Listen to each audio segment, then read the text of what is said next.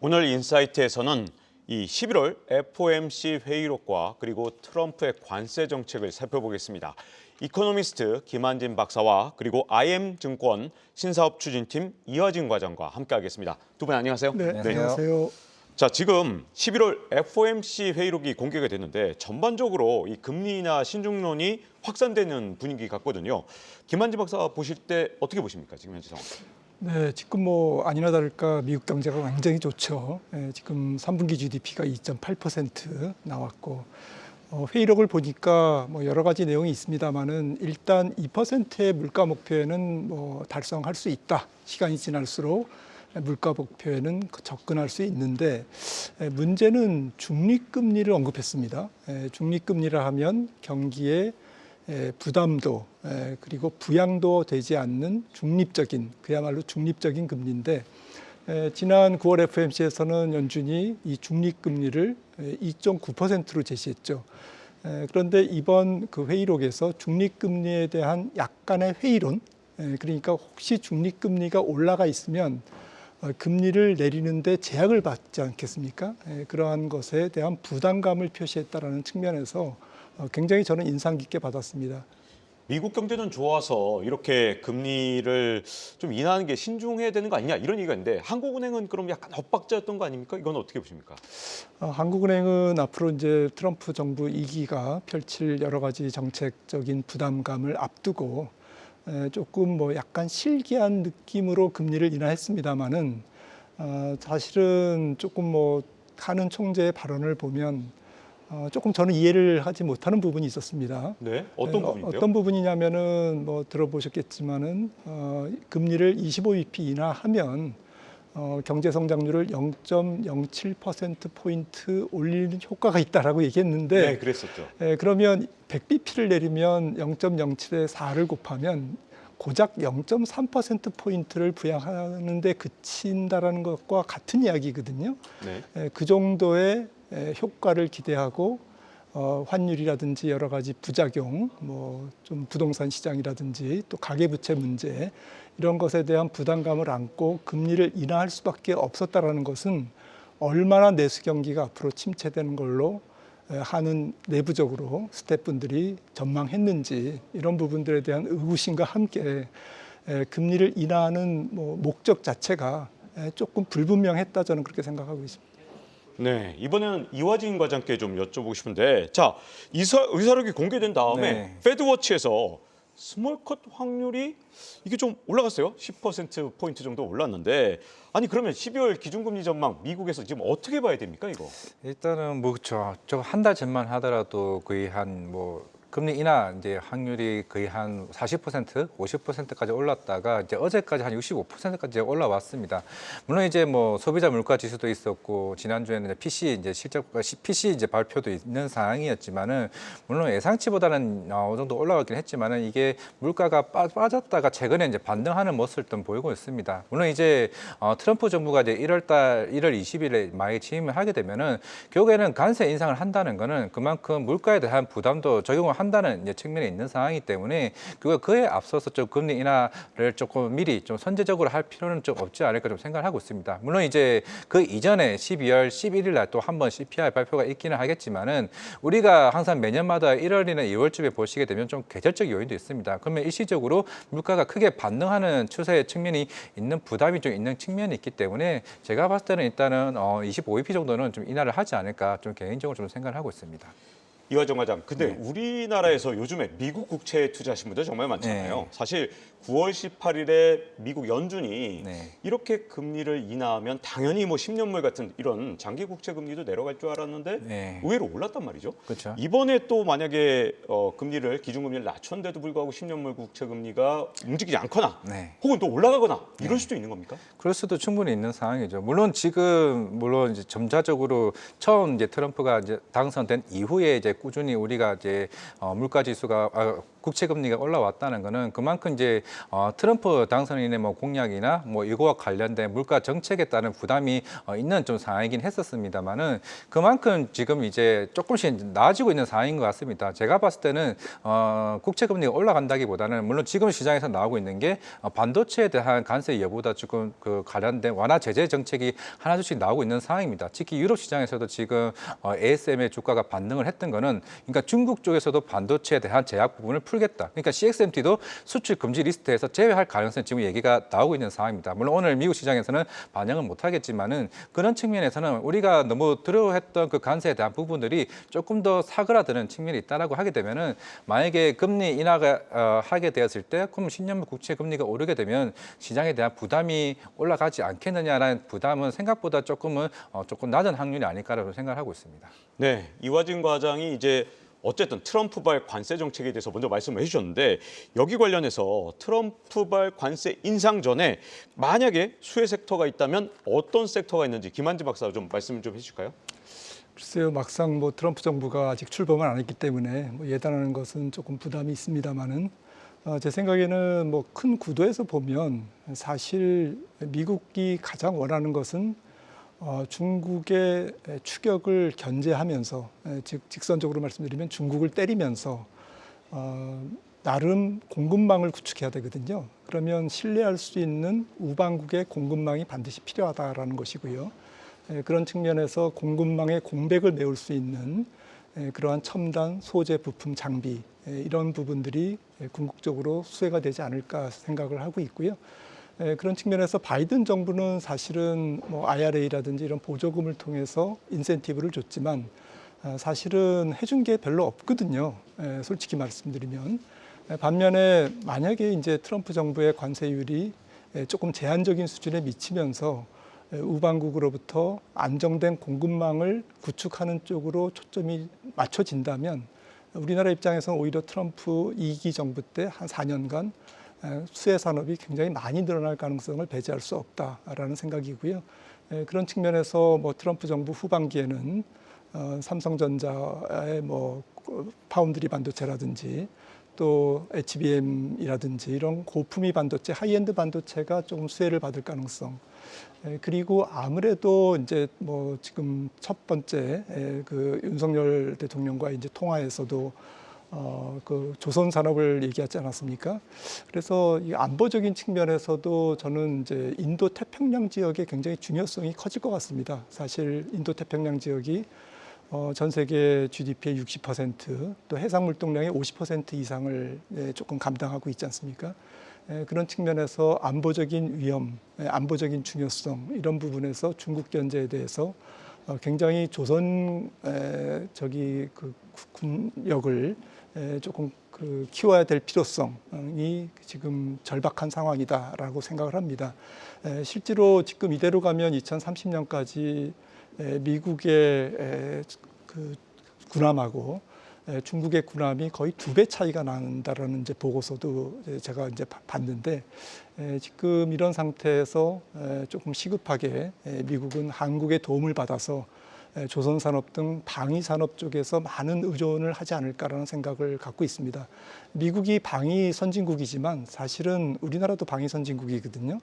그런 측면에서 직접적으로 미국에 납품을 하는 것은 좀 제한되겠지만 말씀드렸던 인도 태평양 지역의 여러 나라들의 조금 수주 가능성은 앞으로 좀 더 커지지 않을까라는 생각을 해보고 있습니다. 네, 이 김한진 박사가 이제 미중 간의 갈등 속에서 수혜주를 좀 찾아주셨는데, 자 이화진 과장 어떻게 보십니까? 수혜주가 어떤 게 있을까요? 일단은 가장 큰 수혜주는 저는 개인적으로 원전 관련이라 좀 생각을 하고 있고 물론 이제 트럼프의 주 정책 중에 하나는 결국 코인 쪽이라 생각을 하고 있습니다. 그만큼 이제 비트코인을 전략 자산으로 이제 구축을 하겠다는 거는 제일 중요한 건 전력 공급이 제일 중요하다고 좀 생각하고 있고 물론 이제 뉴스케일 파워나 뭐 엑스에너지를 보더라도 지금 빅테크 업체와의 계속 꾸준한 관련된 뭐 계약이나 파트너십을 나오고 있다라는 거는 그만큼 SMR 원전에 대한 수요 수요가 더 가파르게 나올 수 있다고 생각하고 있습니다. 그리고 당연히 코인 체결을 위해서는 또 반도체에 관련해서도 영향을 미칠 수밖에 없다라고 좀 생각을 하고 있기 때문에 물론 그동안 지금 바이든 행정부에서 나왔던 뭐 TSMC나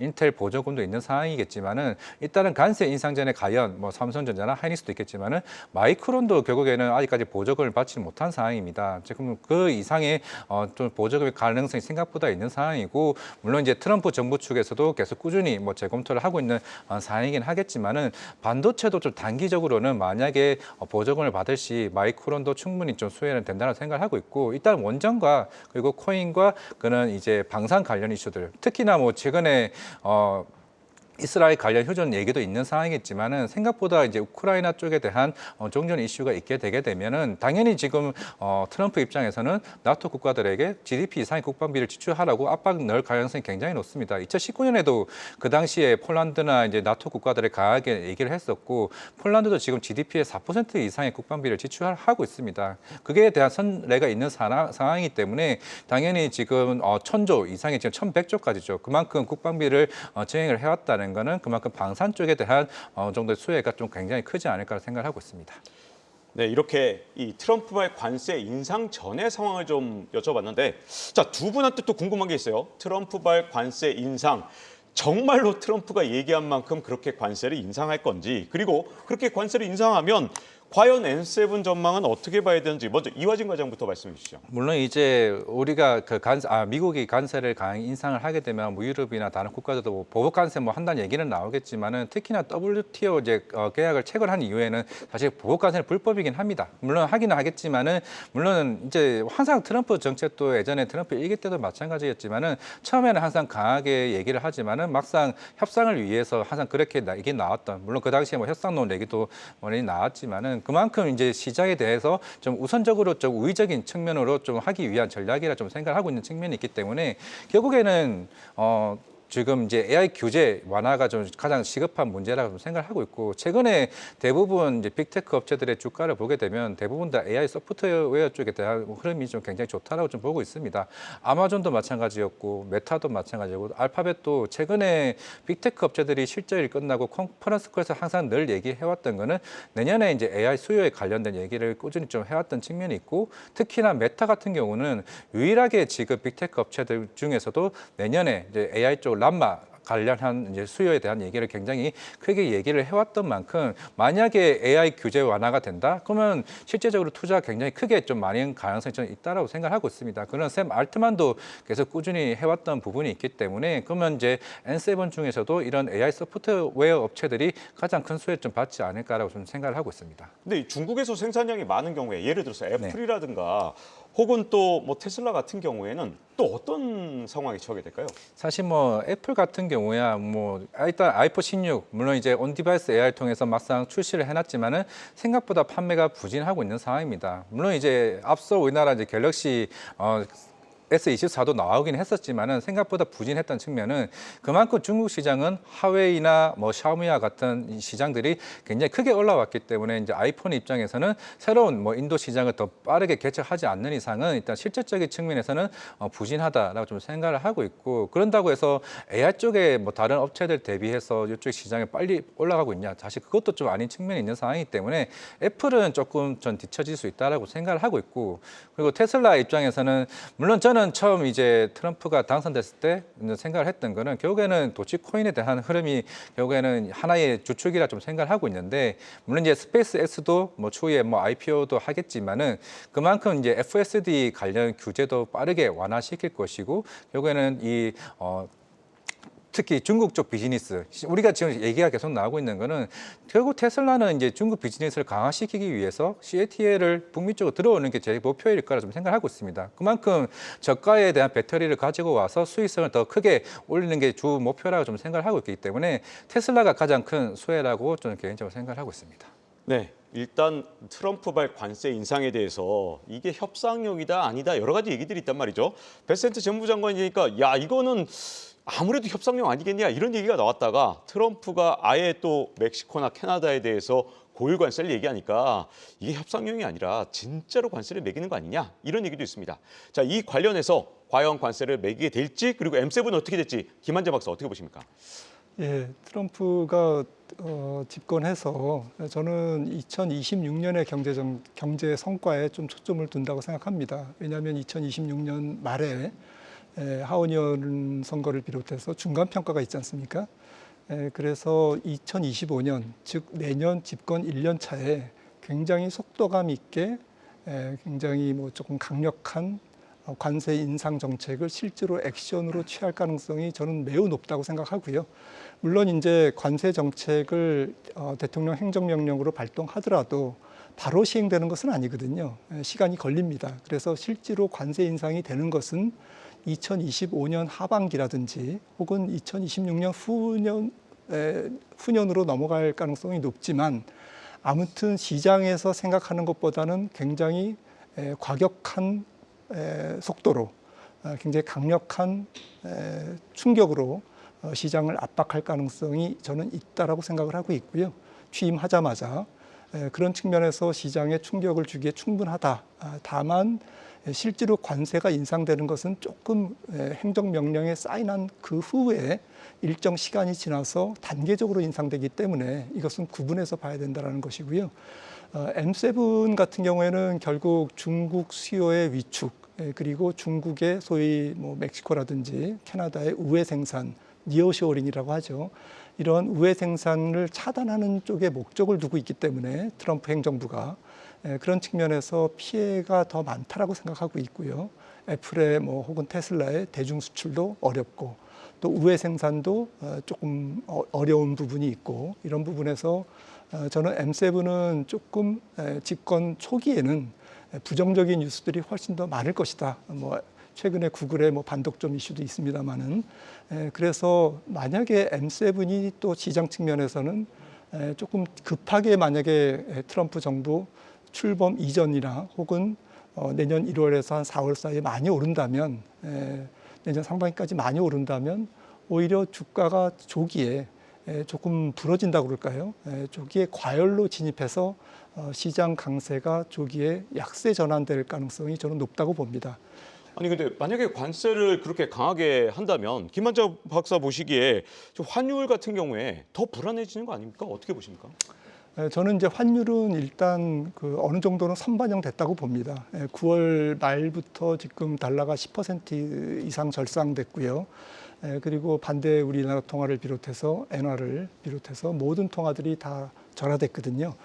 그런 측면에서 실질적으로 환율이 움직이는 것은 행정명령에 사인을 했다고 바로 환율이 움직이는 것이 아니고 이번에는 일기 때와 마찬가지로 조금 실제로 관세가 인상되는 시점, 그러니까 2025년 중반이나 하반기에 돼서 2차 달러 강세가 진행되지 않을까라는 측면에서 연말 연초는 적어도 환율이 좀 박스권에서 움직이지 않을까라고 생각을 하고 있습니다. 네, 이화정 과장, 이 상황에서 짧게 네. 이 투자자를 위해서 좀 정리해 주신다면 환율 어떻게 대응하면 좋습니까? 물론 이제 고드만삭스에서도 1,500원까지 상방이 열렸다고 보고는 있지만은 결국에는 이제 미국도 내년 경제 성장률이 2.5%에서 한 3%까지 보고는 있습니다. 물론 단기적으로는 이제 일본 다음 달에 이제 금리 인하하게 되면은 이제 엔화 강세와 이제 달러와 약세는 상황이긴 하겠지만은 결국 장기적으로 이제 미국의 경기 성장률 그러니까 우리나라도 내년 경기 성장률을 한 1.9%를 봤을 때는 결국은 어느 정도 원화 약세에 대한 부분도 있겠지만은 그만큼 우리나라도 정책 모멘텀을 전책을